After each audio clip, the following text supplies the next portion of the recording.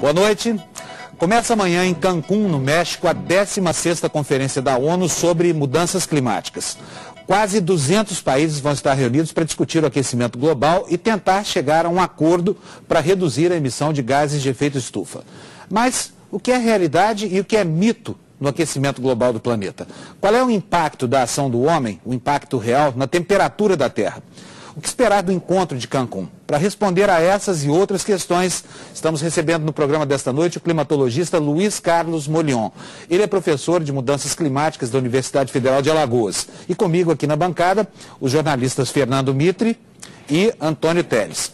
Só que antes de começar, nós vamos conhecer um pouco mais sobre o nosso convidado e sobre a expectativa para a COP16.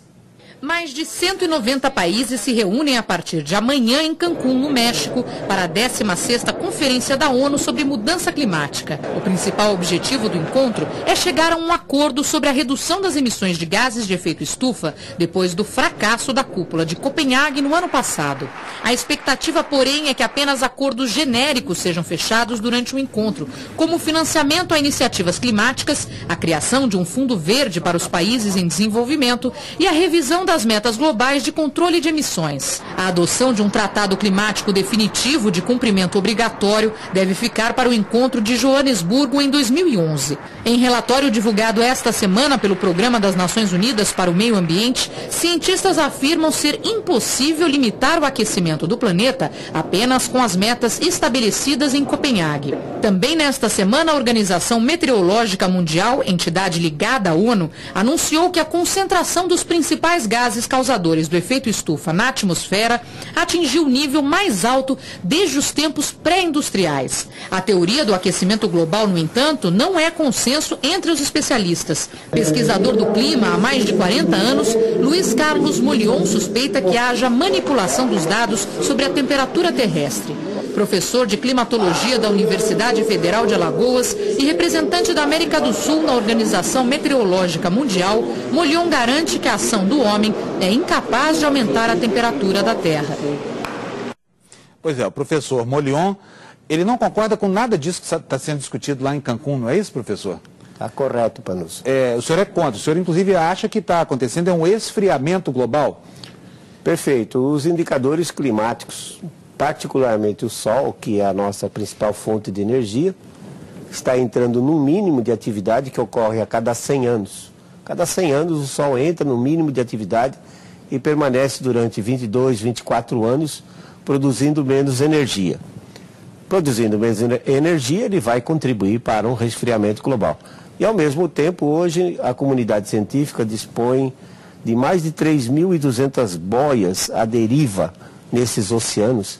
E essas boias estão nos dizendo que nos últimos 8 anos, os oceanos estão perdendo calor, os oceanos estão se esfriando, que é o outro grande controlador do clima global. Então, o Sol entrando num declínio de atividade e os oceanos perdendo calor, significa que para esses próximos 20, 22 anos, nós vamos mergulhar num resfriamento global, Mitri.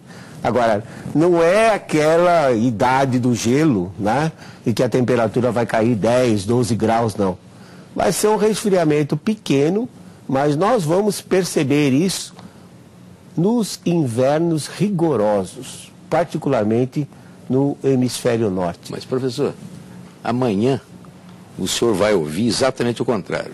Vai ser aberta a conferência de Cancún e o senhor vai ouvir o seguinte: o planeta está se aquecendo a cada momento, está ficando um perigo isso, e o planeta precisa reagir para poder se salvar.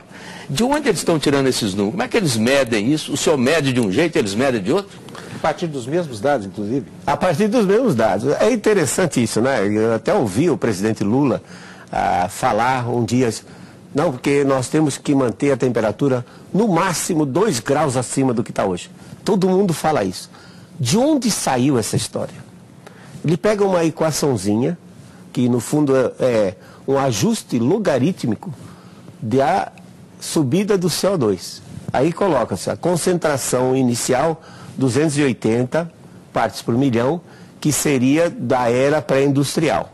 E atual, 450. Então divide os 450 por 260, calcula um fatorzinho ali, e a N calcula um aumento de 2 graus na temperatura. Como se o clima fosse extremamente simples, né?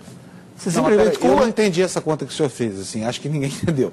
Qual é a relação entre a concentração de CO2 e o aumento da temperatura da atmosfera? Não existe nenhuma. Na realidade, vai tudo na contramão. O CO2, ele não controla o clima global, nunca controlou.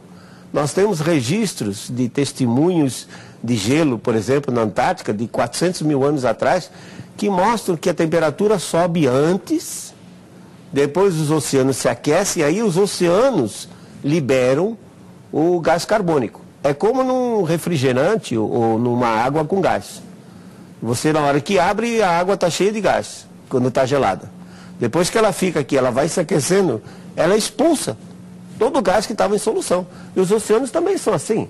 Quando eles estão frios, eles absorvem mais gás carbônico. Quando eles se aquecem, eles liberam mais. Então não existe nenhuma relação, é sempre na contramão. O maior aquecimento que ocorreu nesses últimos 100 anos foi entre 1925 e 1946. No término da Segunda Guerra, o homem lançava na atmosfera menos de 6% do carbono que lança hoje. Como é que eu vou explicar, por exemplo, no Ártico, um aumento de mais de 4 graus naquele período de 1925 a 1946, quando a atividade humana, no sentido de emissão, geração de energia e emissão era baixa.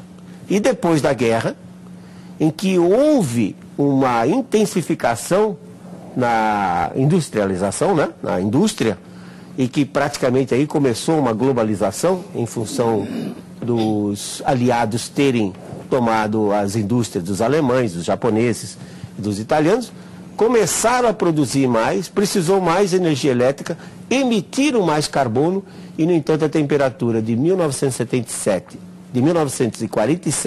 até 76 baixou. Então você vê que o CO2 não tem nada a ver com a temperatura, mas ele pode criar uma equaçãozinha simples e dizer, olha, se eu aumentar tanto o CO2, a temperatura vai ser essa. Mas não tem nada de físico nisso e não vai absolutamente corresponder à realidade. Parece que não considera o CO2 um vilão, né? Você acha que ele é mais mocinho, né, pelo jeito? Certamente. Você falou bem, Mitri. O CO2 é o gás da vida. Ele não é um gás tóxico. Mas os meninos aprendem o contrário na escola, professor. De um lado, sim. É até conflitante para o garoto. Porque ele aprende que planta faz fotossíntese com CO2. Ele aprende que nós e os animais não somos autossuficientes em matéria de alimentação. Quem produz o alimento que a gente consome são as plantas, não é? Como é que a planta faz isso? Ela retira esse vilão que é o CO2 do ar, em presença de luz e água, produz amidos, açúcares e fibras dos quais nós nos alimentamos. Quanto mais CO2 tiver na atmosfera, melhor é. Já em inúmeros ensaios, mais de centenas de ensaios agronômicos mostram que quando você dobra a concentração de CO2, a produtividade das plantas, particularmente cereais, as chamadas plantas C3, elas aumentam de 30% a 50% a produtividade. E o CO2 não controla a temperatura global. Então, para que reduzir o CO2? Ao contrário, não confundir CO2 com poluição. CO2 não é poluente como quer a EPA americana, né, a Agência de Proteção Ambiental americana, que quer transformar o CO2 num gás poluente. CO2 não é poluente, CO2 é parte da nossa vida. Professor, mas aí nós não caímos num paradoxo, assim, somos a favor da poluição? Não, mas aí tem que distinguir, Panuso, porque, por exemplo, quando você queima combustível fóssil, vamos dizer assim, o diesel, tá?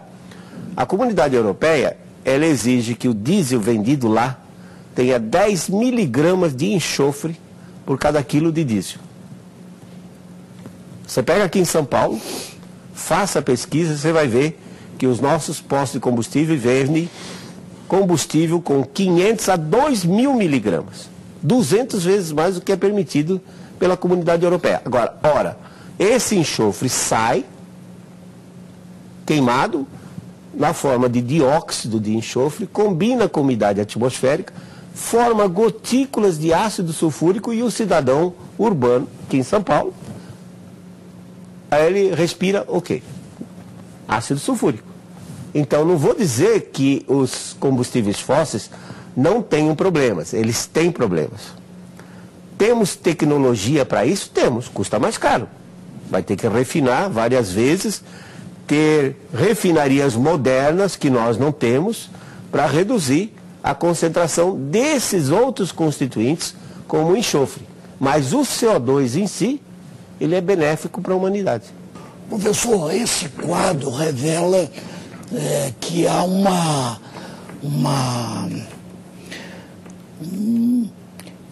permanente manipulação de informações, de dados sobre isso, e evidentemente existe um propósito.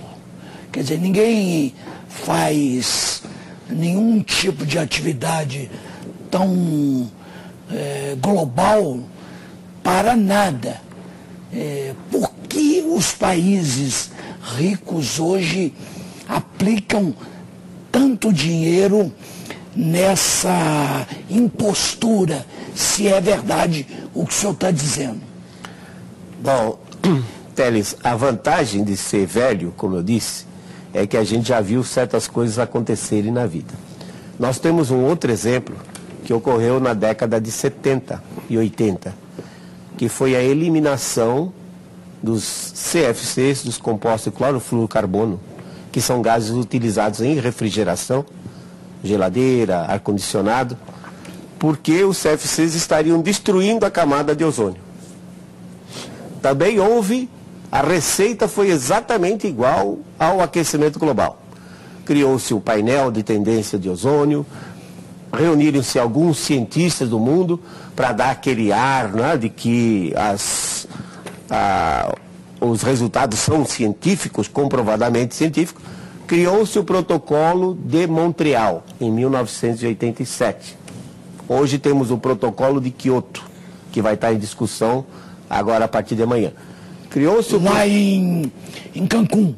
Em Cancún é o Protocolo de Kyoto que volta à discussão. Mas em Montreal, criou-se o Protocolo de Montreal em 1987, que obrigava os países a eliminarem os CFCs. O gás da geladeira. O gás da geladeira. Qual era a culpa dos CFCs? Eles não pagavam mais royalties, direito de propriedade.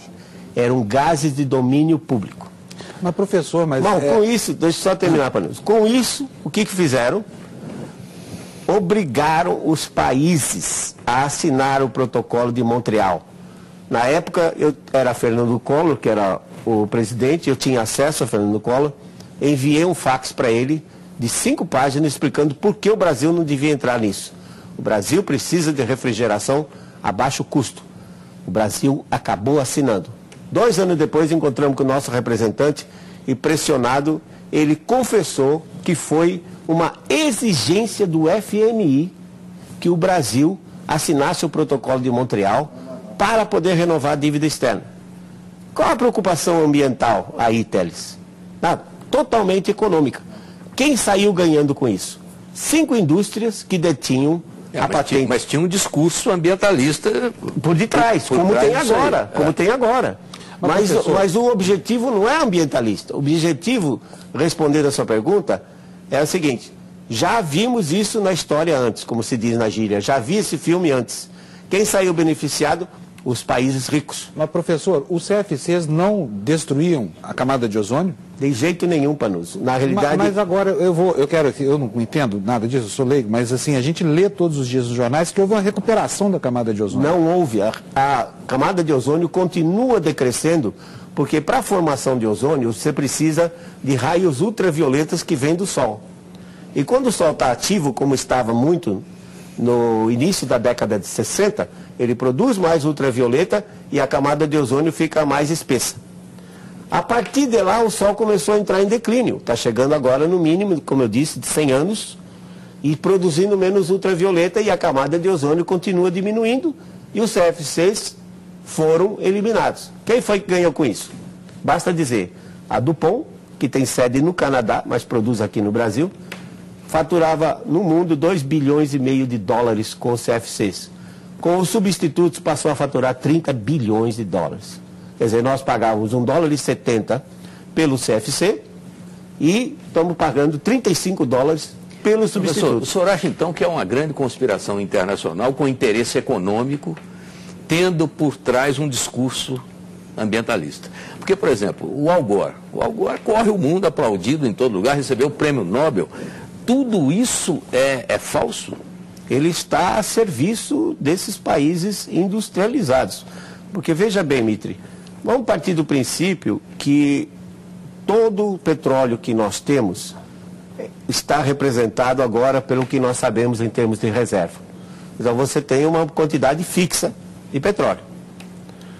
Nós temos da ordem de 10 países do mundo em que a população tem um padrão de vida bom. Os outros 180 estão ruins.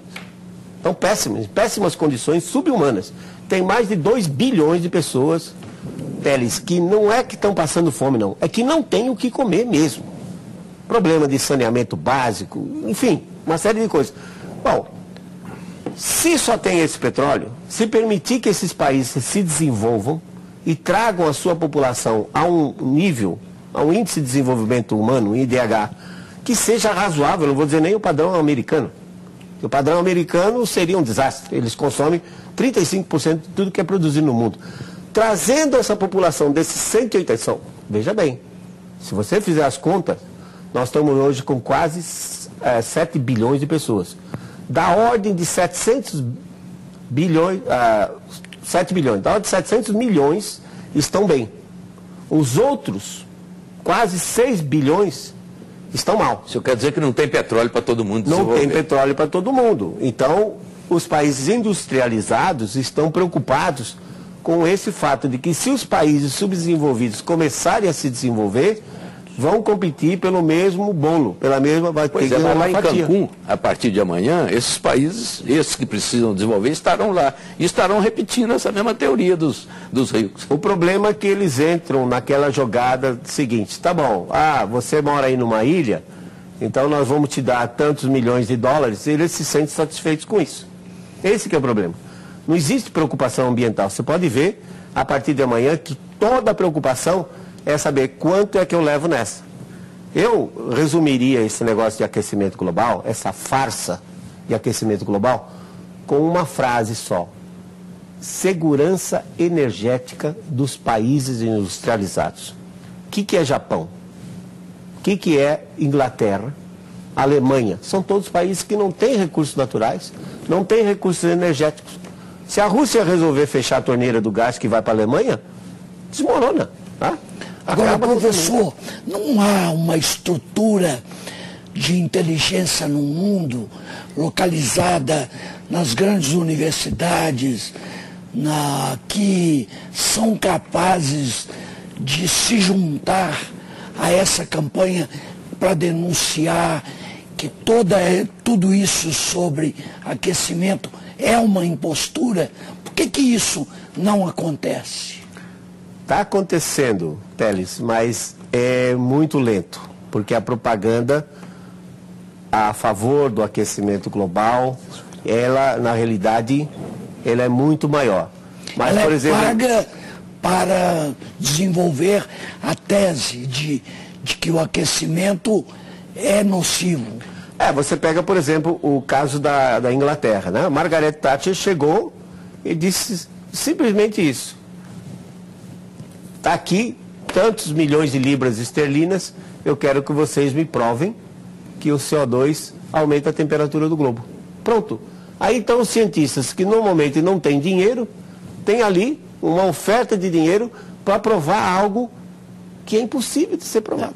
Agora, tem uma reação mesmo em alguns países. Por exemplo, nos Estados Unidos, entre os republicanos, está emergindo uma posição contra essa teoria do aquecimento global. O Obama vai ter sérios problemas. Exatamente, agora. O Obama vai enfrentar esse problema lá no parlamento. Exatamente. Mas já tem um movimento já com mais de 30 mil assinaturas, né, de cientistas renomados mostrando a farsa desse aquecimento e mostrando que os interesses por detrás são econômicos, não tem nada a ver com o ambiente e muito menos em, por exemplo, eliminar ou pelo menos minimizar a miséria humana, a desigualdade social que existe no mundo. Voltamos com o Canal Livre, que essa noite recebe o climatologista Luiz Carlos Molhon, professor polêmico, o cientista que representa a América do Sul na Conferência do Clima. Professor, que, aliás, eu preciso dizer para quem está ligando a televisão agora que ele é contra essa história de aquecimento global. Ele diz que o mundo está passando por um processo de esfriamento, ou resfriamento global. Professor, no segmento anterior, o senhor nominou a empresa DuPont e outras multinacionais mundiais, né, que teriam ganhado com a erradicação dos CFCs. A quem é que interessa? Eu queria que o senhor desse nome aos bois também. A quem é que interessa a falácia, que é como o senhor classifica essa história do aquecimento global?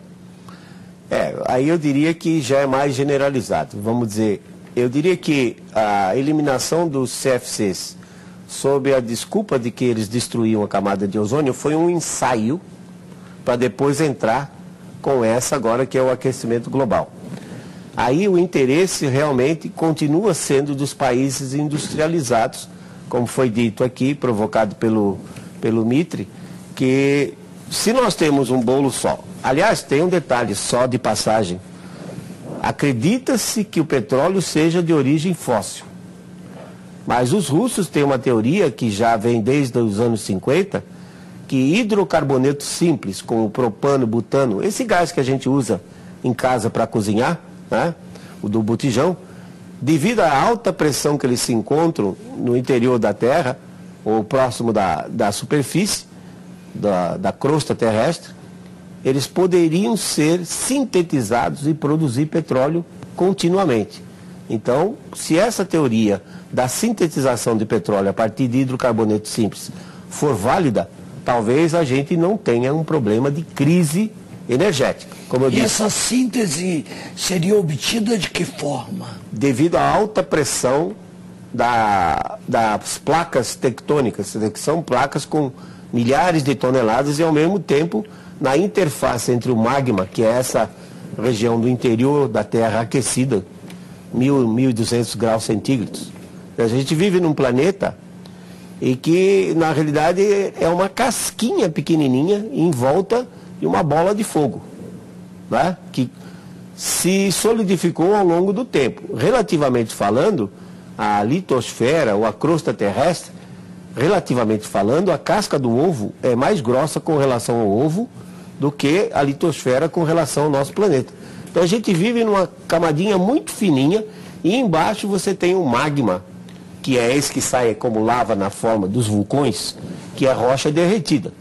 Então a pressão dessas placas em cima do magma, esses gases seriam sintetizados e os russos dizem que tiram petróleo de 10 a 12 quilômetros de profundidade. Esse petróleo, como não é de origem fóssil, eu vou dizer, chamado de sintetizado. Então nós não temos certeza se realmente existe, porque a União Soviética ao longo do tempo sempre ficou fechada. Mas o fato é que os russos são uma potência em matéria de energia, gás natural e tudo mais. É uma hipótese. Então, uma hipótese que pode ser estudada com mais detalhes. Porque ninguém saberia dizer hoje, desafio qualquer pessoa no mundo a dizer que nós já passamos o pico de extração de petróleo. Né? Que hoje tem muito pouco, que já consumimos 60%, como às vezes dizem, do petróleo que está aí. Ninguém sabe. Descobriram agora o pré-sal em Santos. Mas tem também uma outra questão, quer dizer, a era do petróleo pode até ser superada antes de acabar o petróleo. Mas, como se diz, a era da pedra lascada não acabou por falta de pedra. Tudo bem, Mitre, mas esse é o grande problema dos países industrializados. Porque se a quantidade de petróleo que é conhecida hoje for fixa e levar 300, 400 milhões de anos para se renovar, então eu não vou querer que os outros se desenvolvam. Eu vou guardar esse petróleo para mim. Mas, professor, o senhor quando diz que o planeta está passando por uma fase de resfriamento, ao contrário do aquecimento, o aquecimento é colocado como um grande fantasma no nosso horizonte. E o senhor, ao falar em resfriamento, parece que o senhor está trazendo uma boa notícia, mas não é bem isso. O resfriamento também traz os seus problemas para a humanidade e para o planeta. Eu queria que o senhor explicasse isso. Mitre, o resfriamento é muito pior. Então, se nós traz é uma má notícia, não é uma boa notícia. Infelizmente é má notícia. Se São Pedro me desse aí uma chave e dissesse assim, professor Molhon, o senhor pode virar para o aquecimento, para o resfriamento, Eu preferia colocar no aquecimento, porque a história mostra, nesses últimos 10 mil anos, que toda vez que aqueceu, Teles, as civilizações floresceram. Egípcios, babilônios, assírios, depois o Império Romano, foi com um período quente. Mais recentemente, os vikings, 800 depois de Cristo a 1200 depois de Cristo, saíram da Escandinávia e colonizaram a Groenlândia, Mitre. A Groenlândia, chamado Groenlândia, significa terra verde. E hoje é um bloco de gelo. Por que é chamada terra verde? Porque os vikings encontraram vegetação e praticaram agricultura não muito tempo atrás, há 1000 anos atrás. Resfriando é muito ruim para a humanidade. Vamos pegar um exemplo nosso aqui, para não ir bem longe, nosso. Houve um resfriamento global semelhante a esse que nós estamos esperando que aconteça até o ano 2030, 2032, entre 1947 e 1976. Foi muito ruim para o Brasil. Basta dizer para você que a frequência de geadas foi tão grande que erradicou o cultivo do café no oeste do Paraná. Acabou com o cultivo do café no Paraná. Por outro lado, teve um resultado bastante interessante. Uma redistribuição demográfica. Porque aí os gaúchos, os catarinenses, os paranaenses pegaram o seu dinheirinho das terras que venderam lá e foram para o centro-oeste, Mato Grosso, Tocantins, e transformaram o centro-oeste hoje no maior produtor de grão do mundo. Tem o efeito negativo, mas felizmente para nós do Brasil, literalmente nós temos para onde correr. Ou seja, se esfriar no sul, como eu espero que ocorra agora no norte da Argentina, ou Argentina como um todo, Paraguai e sul do Brasil, vão passar novamente por invernos rigorosos, até o ano 2030, 2032.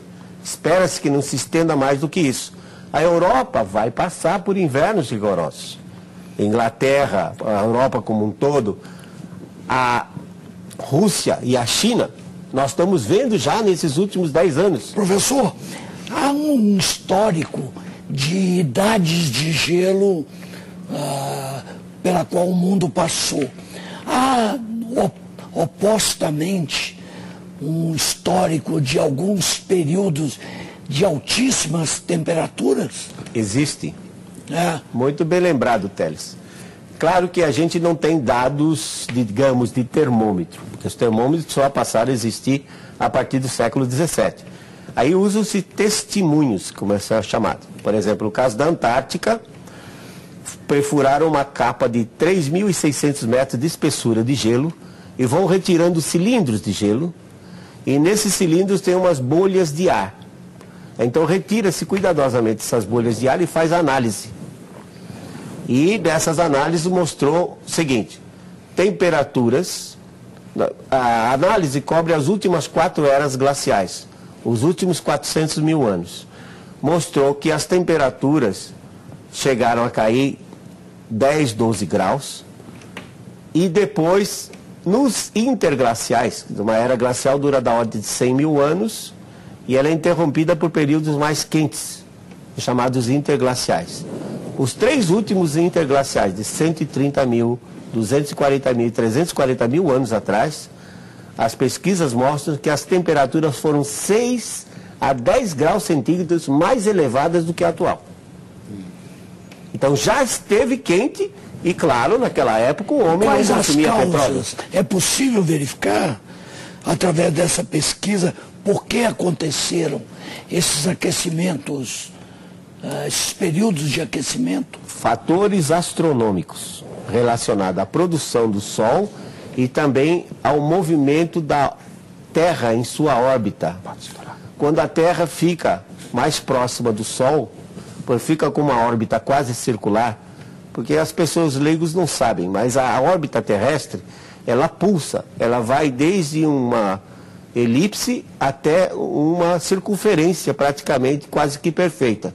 Então, nessas circunstâncias, a Terra recebe mais radiação do Sol e se aquece, que é a principal fonte de energia. Então, os fatores físicos que elevaram as temperaturas 6 a 10 graus, nessa passado, 130, 240 mil, 360 mil anos atrás, 340 mil anos atrás, foram fatores astronômicos, porque o homem, há 130 Nada mil de anos, ambiental. Nada de ambiental. Professor, eu queria voltar agora ao tempo de agora e fazer uma pergunta ao senhor exatamente sobre essa questão de atmosfera, de gelo, de esquentamento, de esfriamento. Uma pergunta que, aliás, qualquer criança faria. O senhor olha as geleiras no mundo inteiro, elas estão diminuindo, elas estão se dissolvendo. O senhor não vai me dizer que está ficando mais frio o oceano. Se o gelo está derretendo, é porque está ficando mais quente. Muito bem. Isso é que aparece nesses vídeos, né, que estão aí na internet, que mostram o gelo do Ártico. Rapaz, isso é uma verdadeira... Quer dizer, o efeito físico em si não tem nada a ver com a temperatura do ar. É interessante. Num iceberg, porque o gelo é flutuante, no caso do Ártico. Um iceberg, 10% fica fora da água, todo mundo sabe disso. E 90% dentro. Os 90% que estão dentro deslocam o volume que já vai ocupar quando o bloco todo derreter. Assim, quando o bloco de gelo derrete, não há aumento de nível do mar. Você pode fazer o experimento, pegar o copo, encher até a boca, colocar um cubo de gelo, no momento que você colocar, vai derramar um pouco de água, porque ele vai afundar 90% do seu volume, mas depois que ele derreter, não cai nenhuma gota fora. Então, o que acontece?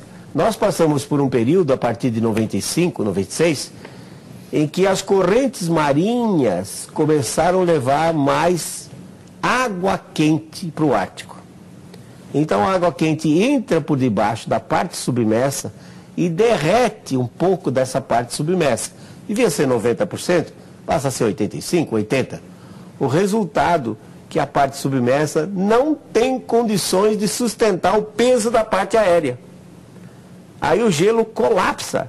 Ele desmorona, pode ver nesses filmes, você vê que ele está desmoronando. Ele não está derretendo, você não vê a água escorrendo. Ele não está derretendo, ele está desmoronando. Porque mesmo no verão, de lascar forte no Ártico, a temperatura nunca é superior a 20 graus negativos. O seu freezer trabalha com menos 18 e congela tudo o que precisa. Então, não é o ar, não é o aquecimento global que está fazendo aquele gelo desmoronar, e sim durante esse período em que estava levando mais água quente. Agora já está diminuindo. E daqui uns 4, 5 anos, se repetir o ciclo, vai passar a levar água mais fria e o gelo, que já se recuperou, diga-se de passagem, em 2007 chegou a uma redução de 2,7 milhões de quilômetros quadrados. Mas agora, já em junho de 2010, já estava recuperado. E a partir de agora ele vai continuar crescendo, porque as correntes oceânicas estão levando menos calor. Então é água quente e não ar quente. Canal Livre vai fazer mais uma paradinha, a gente volta daqui a pouco para continuar a conversa com o professor Molion. Até já. Estamos de volta para o último bloco do Canal Livre desta noite com o climatologista Luiz Carlos Molion. Teles, quer começar? Professor, a Conferência de Copenhague é considerada hoje um grande fracasso. Por que foi caracterizado esse fracasso? Então a chamada COP15, né, que foi a anterior em Copenhague, ela foi um fracasso total. O Brasil até tentou, na hora, juntar alguns países para amenizar a situação, mas não teve sucesso. O Brasil mesmo acabou se impondo metas de controle e de emissão ridícula, que não precisava, porque ninguém, vamos dizer assim, entrou para isso. Ninguém exigiu que o Brasil se comportasse daquela maneira. Isso. O que eu acho que levou ao fracasso de Copenhague, e vai levar ao fracasso agora de Cancún também, não tenho dúvida, é que, primeiro, os países não gostam de que se imponham coisas. Existe a tal da soberania nacional, então não vou dizer para você, no seu país, o que você tem que fazer, né? Segundo, a China, por exemplo, não quer nem ouvir falar nisso. A China não está nem aí, né? Ela não quer nem saber. E ela comparece? Ela comparece, mas só que o discurso dela perante é uma coisa. Não, nós vamos fazer, nós vamos fazer. Mas por detrás ela está inaugurando 2 termoelétricas queimando carvão por semana. Inaugurando 2 termoelétricas. Então ela vai e faz um discurso bonito, em que ela está se alinhando com os outros países, mas por detrás ela continua tratando dos problemas dela, que é esse o grande problema. Todo mundo tem resistência em lidar ou tratar de um problema que não é evidente. Eu vou dizer assim, o mundo vai aumentar em 5 graus a temperatura e o nível do mar vai subir de 6 metros. Quer dizer, não existe evidência disso. Então, mas o Al Gore falou isso. Ele falou, mas falar é fácil. Eu quero dizer comprovar com dados. Aliás, não tem história. Eu aqui falava, porque antes do programa a gente estava conversando aqui, o senhor contou uma coisa super curiosa que eu queria que o senhor repetisse aqui para o nosso telespectador, sobre a história da mansão do Al Gore no litoral da Califórnia. Isso o telespectador pode entrar na internet e digitar a palavra Al Gore, seguida de Montecito com C, que é a região lá na Califórnia, e vai ver as fotos da mansão que o Al Gore comprou, gastou 9 milhões de dólares na crise, hein? Porque a mansão vale muito mais do que isso, à beira da praia, nível do mar. Quer dizer, um indivíduo que está realmente convencido que o mar vai subir de 6 metros, vai gastar 9 milhões numa casa à beira da praia. Quer dizer, pelo menos dá para a gente parar para pensar. Então, voltando a esse aspecto, Mitri, existe uma resistência muito grande de você tratar de assuntos, achar que certos assuntos são prioritários quando você não tem evidência nenhuma. Tá? Então, imposição de outros países em cima não funciona. Tratar de assuntos que são fantasmagóricos, como é o caso do aquecimento global. As empresas. Capitalismo é capitalismo. Capitalismo é assistencialismo. Tá? Capitalismo é feito para ganhar dinheiro. Então o cara não vai simplesmente modificar a maneira dele explorar a população simplesmente porque vai aumentar o nível do mar. Então podemos contar com mais um fracasso agora em Cancún. Certamente. E a China, como você mesmo mencionou, a China ela tem um discurso muito bonito do lado de fora, porém lá dentro ela continua cuidando dos problemas dela. Professor, agora eu queria fazer outra pergunta singela. Pelo que o senhor fala, parece que a ação do homem pouco produz modificações no planeta. Então, isso significa que uma mobilização, uma conscientização da humanidade, uma campanha internacional a favor do meio ambiente, significa nada ou algo próximo de nada? Então, nós temos que separar 2 coisas: mudanças climáticas e conservação ambiental. Nós estamos falando numa variaçãozinha de meio grau para cima, meio grau para baixo. Como disse, isso não é nada. Numa era glacial, a diferença é de 10, 12 graus de temperatura. Nessas pequenas variações, friou meio grau, aumentou meio grau, a humanidade consegue tirar isso de letra. Então, aqueça ligeiramente ou resfrie ligeiramente, o problema ambiental continua. Ele é independente dessas mudanças climáticas. O homem tem uma grande capacidade de destruir seu clima, o seu ambiente, localmente. Mas se você fizer as contas, você vê, o planeta Terra tem 71% de oceanos, sobra 29% de continentes.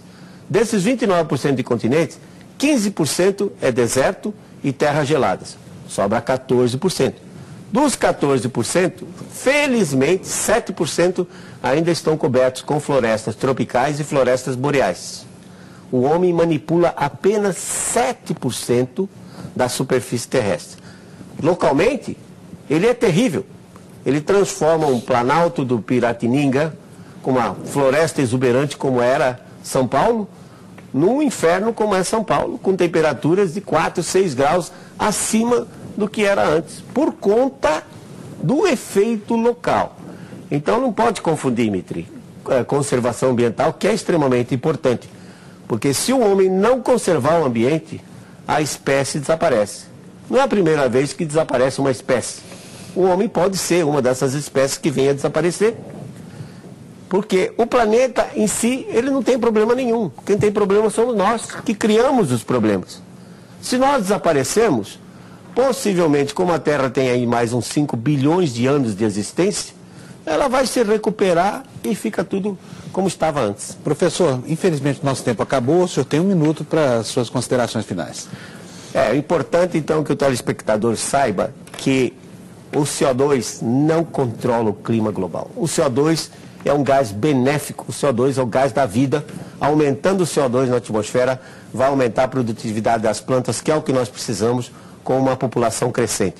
Os problemas maiores do mundo não estão no aumento de CO2. Os problemas maiores do mundo estão na miséria humana, na desigualdade que existe entre os países. E nós precisamos lutar para isso. Eu gostaria de ver COP16 discutindo esse tipo de problema. Saneamento básico, falta de educação, falta de alimentação e nutrição, e não perdendo tempo. E muitos fundos foram criados para reduzir as emissões. Quem sabe se esse dinheiro não pudesse ser usado para coisas melhores, para melhorar a situação do ser humano nesse nosso planeta. O Canal Livre desta noite fica por aqui. Nós agradecemos a presença do professor Luiz Carlos Molhon no programa. A todos também, o nosso muito obrigado pela audiência. Uma ótima semana e a gente se vê no domingo que vem. Até lá, boa noite.